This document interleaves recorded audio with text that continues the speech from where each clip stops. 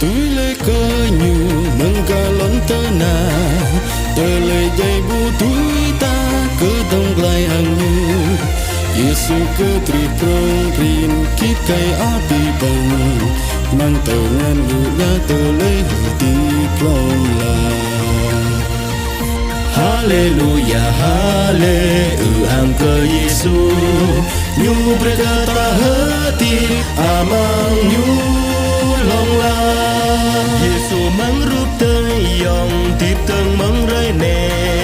tờ lời yom phan prong prin nyu bơ tan lệ lo berkata jing sa kon berkap amang nyu jing sa ke nung Kristo berhati plong la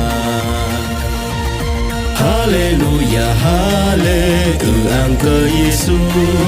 nyu berkata hati amang nyu long la